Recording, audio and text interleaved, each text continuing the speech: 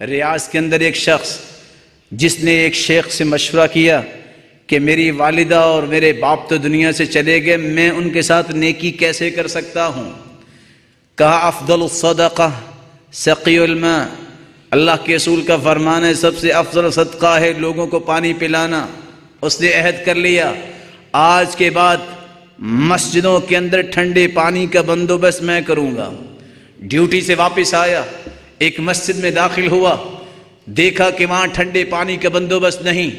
Duty time ہوا، کہتا ہے آج مغرب تک یہ کام میں کروں گا۔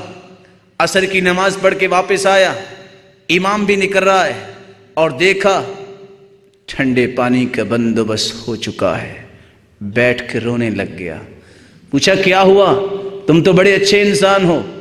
کہا کیا کروں، اللہ نے اس نیکی سے مجھے محروم کر دیا ہے۔ کہا کون سی نیکی؟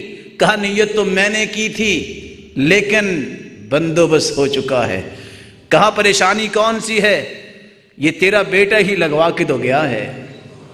جب باپ نیک ہوتا ہے اس نیکی کو جاری رکھنے والی اولاد بھی پھر اللہ کے راستے میں نکلتی ہے۔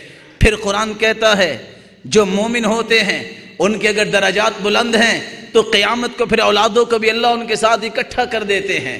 میری اللہ سے دعا ہے اللہ ہمیں بھی نیک بنائے اور ہماری اولادوں کو بھی نیک بنائے، ہمیں ہمارے والدین اور ہمارے اساتذہ گرامی کے لیے صدقہ جاریہ بنائے اور ہماری اولادوں کو ہمارے لیے صدقہ جاریہ بنائے۔